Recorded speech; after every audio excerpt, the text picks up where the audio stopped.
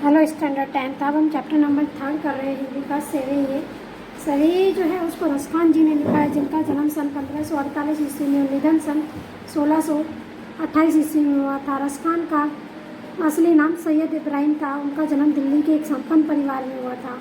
गोस्वामी विठलनाथ जी से दीक्षा ग्रहण करके बचपन में ब्रज में रहकर कृष्ण भक्ति की इन्होंने पद लिखी। इस मुसलमान कवि के अनन्य कृष्ण भक्ति सराहनीय आई। मुसलमान थे लेकिन कृष्ण भगवान की भक्ति में उनको बहुत रस था। इनकी कविता से कृष्ण की रूप माधुरी, ब्रज महिमा, राधा कृष्ण की प्रेम लीलाओं का वर्णन हुआ है। उनकी भक्ति में प्रेम, श्रृंगार और सौंदर्य का त्रिवेणी बहती है। तीनों की नदियाँ बहती है। ब्रज भाषा जैसा सरल स्वच्छ सजीव प्रयोग रसखान की कविताओं में मिलता है। ऐसा बहुत कवियों में प्राप्त हो, कम कवियों में प्राप्त। ब्रज भाषा का जैसा सरल रूप, मधुर और स्वच्छ प्रयोग रसखान जी अपनी कविताओं में करता है, ऐसा बहुत कम कवियों की कविताओं में होता है। रसखान जैसे भक्त कवियों को लक्ष्य करके ही भारतेंदु हरिश्चंद्र ने कहा था, इन मुसलमानन हरिजनों पर कोटि के हिंदू वारी है। भारतेंदु हरिश्चंद्र जी ने कहा था रसखान जी के ऊपर कि ऐसे मुसलमान के ऊपर तो हम करोड़ों हिंदू वार दो, तो अब भी हम ऐसे मुसलमान हमें कभी नहीं मिलेगा। सुजान, रसखान, प्रेम वाटिका, रसखान रचनावली इनकी प्रसिद्ध रचनाएं हैं। यहाँ रसखान के 4 सवैये ले गए हैं। इनके सवैयों में कृष्ण ही नहीं, कृष्ण भूमि के प्रति अनन्य अनुरक्ति एवं समर्पण की भावना सचल्य हुई है। एक कवि इन कृष्ण की विविध लीलाओं का मनोहर वर्णन हुआ है। इन सवैयों में कृष्ण का धेनु चराना, गाय चराना, बेलू बजाना, प्रेम रंग में रंगना और भंगिमाओं के साथ माधुर्यपूर्ण चित्रण हुआ है। कृष्ण के सामीप्य के लिए कवि लकुटी लेकर ग्वालों के संग फिरने की बात कहते हैं कि मैं कृष्ण भगवान के पास में रहने के लिए तो मैं लकड़ी बन करके ग्वालों के साथ फिरने के लिए तैयार हूँ। शिक्षक छात्रों को बताए कि मुसलमान कवि होते भी रसखान कृष्ण भक्ति में क्या थे, लीन थे। अब स्टार्ट करते हैं। मानुष हो तो वही रसखान, बसो मिली गोकुल गांव के ग्वारन, जो पशु हो तो कहा बस मेरो, चरो नित्यानंद की धेनु मजारन। यहाँ पर कह रहे हैं रसखान जी कह रहे हैं, अगर मैं मनुष्य हूँ, अगर मैं अगले जन्म में मनुष्य हूँ तो हे श्री कृष्ण मुझे गोकुल गांव के ग्वाले बन के आपके पास में रहना है। यहाँ पर श्री कृष्ण कह रहे हैं अगर मैं अगले जन्म में श्री कृष्ण की जन्मभूमि में अगर मैं इंसान बनूँ, मानव बनूँ तो मैं गोकुल गांव में जन्म लेकर के ग्वाला बनना चाहता हूँ। जो पशु हो तो कहा बस मेरो, चरो नित्यानंद की धेनु मचारा। तो लेखक कवि कह रहे हैं अगर मैं पशु बनता हूँ तो मेरा इस बात पर बस ही नहीं है, मेरा कोई जोर ही नहीं है। तो मैं तो सिर्फ इतना चाहता हूँ कि अगर मैं पशु भी बनूँ तो मैं गोकुल में ही जन्म लेकर पशु या उनके साथ में श्री कृष्ण के साथ में उनके नंद की गायों के बीच में मुझे चलने का मौका मिले। नंद की धेनु मंजारन यानी कि नंद की गायों के बीच में चलने का मुझे मौका मिले। पाहन हो तो वही गिरी को, जो धरी होकर छत्र पुरंदर कारण। पाहन मतलब पत्थर। वो कह रहे हैं अगर मैं अगले जन्म में पत्थर बनूं तो मैं श्री कृष्ण से मेरी यही प्रार्थना है कि मैं गोवर्धन पर्वत के पहाड़ का पत्थर बनूं, जिसे श्री कृष्ण ने पुरंदर मतलब इंद्र भगवान के कोप के कारण अपने हाथ से छत्र की तरह उठा लिया था। तो यहाँ पर जो खग हो तो बसेरो करो, मिली कालिंदी कुलकंदप की डार। वो कह रहे हैं यदि उन्हें पक्षी बनने का मौका मिले तो गोकुल में अन्य पक्षियों के साथ मिलकर के यमुना नदी के किनारे पर जो कंदप के पेड़ हैं उनकी डालियों पर रहना चाहते हैं।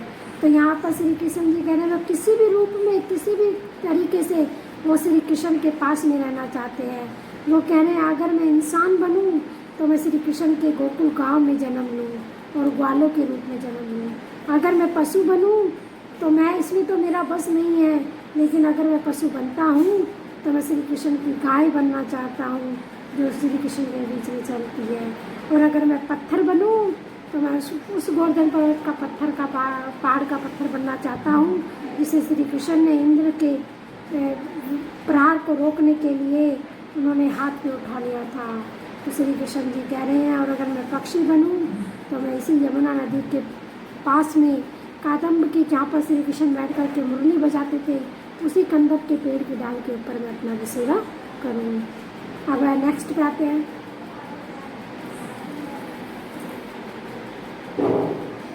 या लकुटी अरु का मरिया पर राजती हूँ पुर को तजिडारो, आठों सिद्धि नौ निधि को सुख नंद की धेनु चराए बिसारो।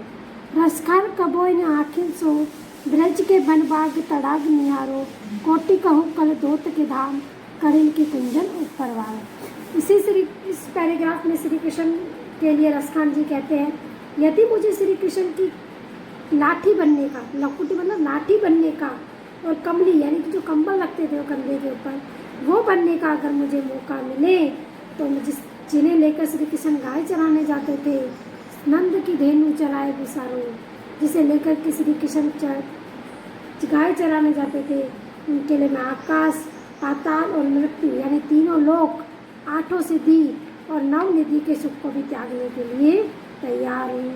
मुझे बस श्री कृष्ण का क्या चाहिए, लाठी और कमली पाने का अवसर मिले तो मैं इन तीन सब चीज़ों को, इन सारे सुख को मैं छोड़ सकता हूँ। वे कहते हैं यदि मुझे गायों को चराने का मौका मिले, नंद की धेनु चराए बिसारो, वो कह रहे हैं अगर मुझे नंद की धेनु चराने का मौका मिले तो मैं आठों सिद्धि और नव निधि के जो प्राप्त होने वाला सुख है उसको भी मैं छोड़ने के लिए तैयार हूँ। वो कह रसखान जी कह रहे हैं कि यदि मुझे कभी इन आँखों से, कबू इन्हीं आँखन सो, कभी मुझे इन आँखों से ब्रज के वन, वहाँ के बाग बगीचों और सरोवरों को देखने का मौका मिले, तड़ाक मतलब सरोवर, उनको निहारने का मौका मिले तो मैं कह रहा हूँ कि तो मैं वहाँ उगने वाली कटिनी की झाड़ियों को पसंद करूँगा और उन पर सोने के करोड़ों महलों को न्यौछावर करने का तैयार हूँ। वो कह रहे हैं अगर मुझे वहाँ के ब्रज की, अगर मुझे कटिनी झाड़ियाँ भी मिल जाएं तो मैं करोड़ों कुंजन जो वन है वो भी उनके ऊपर गिराने के लिए तैयार हूँ। तो इस पैराग्राफ में श्री कृष्ण जी कह रहे हैं कि अगर मुझे श्री कृष्ण की लकुटी और जो कंबल है वो बनने का मौका मिले तो इसके लिए तो मैं तीनों लोग छोड़ देने के लिए तैयार हूँ। और अगर मुझे नंद की गाय चराने का मौका मिले तो मैं श्री कृष्ण की नंद की गाय चराने के लिए मैं आठों सिद्धि और नौ निधि का सुख छोड़ने के लिए तैयार हूँ। रसखान जी कह रहे हैं अगर मेरे इन आँखों को उस ब्रज के बाग को, वनों को, जंगलों को, सरोवरों को देखने का मौका मिल जाए तो उनके ऊपर तो मैं करोड़ों कितनी सुंदर बगीचों को भी छोड़ने के लिए, करोड़ों सोने के धामों को छोड़ने के लिए भी मैं तैयार हूँ। सिर्फ मुझे भले एक कटीला वृक्ष मिल जाए, सोने के महल छोड़ने के लिए भी तैयार हूँ। जा दिन ते वह नंद को छोड़ो, या बन धेनु चराई गयो है, मोहिनी ताननी गोदन गाई के, धेनु बजाई रिझाई गयो है, ताई घरी कुछ टोना सोके, रसका निये में समाई गयो है, कहू ने काहू की कानी करे, सिगरो ब्रज और बिकाई गयो है। लेखक कह रहे हैं यहाँ पर, कवि रसखान कहते हैं जिस समय से, जो दिन थे यानी कि जिस समय से वह नंद का छोरा यानी श्री कृष्ण इस वन में गायों को चरा करके गए हैं वो, और अपनी मुरली की मोहिनी ताननी गोदन गाय के, और अपनी जो मुरली की रसीली तान है और गायों को जो यहाँ पर रिझा के गए हैं, तभी से वे लोगों के ऊपर ऐसा कछु टोना ऐसा जादू टोना करके गए हैं कि वे लोगों के हृदय में समा गए हैं। रसखान जी कह रहे हैं कि वे लोगों के हृदय में समा गए हैं। कहू न काहू को कानी करे, वो कह रहे हैं कि जब से वो यहाँ से गए हैं तब से ब्रज की ऐसी हालत हो गई है कि कोई किसी की परवाह नहीं करता है। सिगरो ब्रज वीर बिकाई गए, वे कह रहे हैं सारे ब्रजवासी नंद के छोरे के ऊपर न्यौछावर हो गए हैं, वो श्री कृष्ण के ऊपर न्यौछावर हो गए हैं, उन्हें और कुछ नहीं चाहिए। मोर पंख सिर ऊपर राखियो, गुंज की माल गरे पहिरोगी, ओढ़ी पीताम्बर ले लकुटी बन, गोदन ग्वारिन संग फिरोंगी, भाव तो वो ही मेरो रसखानी, सो तेरे कई सब स्वांग भरोगी, पै मुरली मुरली धर की, अधरान धरी अधरान धरोगी। यहाँ पर कवि क्या कह रहे हैं रसखान जी वो गोपियों की बात करते हुए कह रहे हैं कि गोपियाँ श्री कृष्ण से इतना प्रेम करती है कि वो श्री कृष्ण का सांग रचने के लिए तैयार है। वो कह रही है कि श्री कृष्ण की तरह हम अपने सिर के ऊपर मोर का पंख धारण करेंगी। वे अपने गले में गुंजों की गुंजो जिसकी माला श्री कृष्ण जो पहनते थे उनकी वो माला पहनेंगी। वे श्री कृष्ण का वेश धारण करेंगी, पीताम्बर यानी कि पीले रंग के वस्त्र पहनेंगी। ले लकुटी वन यानी लकड़ी लेकर के वन में गायों को ग्वालियों के संग घूमेंगी, गायों को चराएंगी। वे कहती हैं वे श्री कृष्ण के सारे रूप धर लेंगी। भाव तो वही मेरो रसखानी वे तेरे कई सब स्वांग भरूंगी। यहाँ पर श्री रसखान जी कह रहे हैं कि गोपियाँ श्री कृष्ण के सारे स्वांग कर रहेंगी। वे उन्हें इतने अच्छे लगते हैं कि उनका एक स्वांग सारे रूप धारण करेंगी, लेकिन एक स्वांग कभी नहीं करेंगी। मैं मुरली मुरलीधर की अदरान भरी अदरान अदरोगी। यहाँ पर कवि कह रहे हैं कि गोपियाँ कह रही हैं कि वो सारे स्वांग धरेंगी, लेकिन जो मुरली जिस बांसुरी को लेकर के श्री कृष्ण अपने होठों पर लगाते थे, अपने होठों से बजाते थे, उस बांसुरी को वो कभी भी यूज नहीं करेंगी, कभी अपने होठों पे नहीं रखेंगी, क्योंकि इससे वो बांसुरी झूठी हो जाएगी। वो श्री कृष्ण से इतना प्रेम करती है कि उनकी बांसुरी को झूठा भी नहीं करना चाहती। तो इन सड़ियों में रसखान जी मुसलमान होते हुए भी इतने श्री कृष्ण की प्रेम की भक्ति को बताया है कि वो कुछ भी करने के लिए श्री कृष्ण की भक्ति के लिए तैयार रहते हैं। उन्हें बस श्री कृष्ण का प्रेम चाहिए, उनका ध्यान चाहिए, उनकी कृपा चाहिए। इसी के साथ चैप्टर नंबर 3 कंप्लीट होता है।